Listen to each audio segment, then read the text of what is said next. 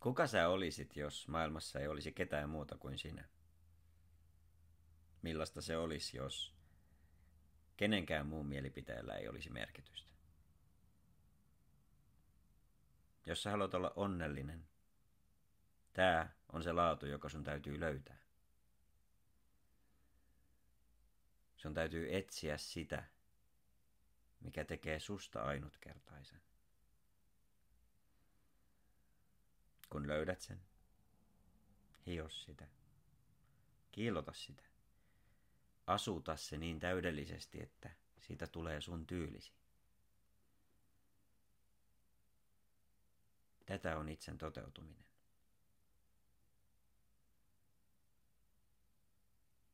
Sitten päästä siitä irti kokonaan.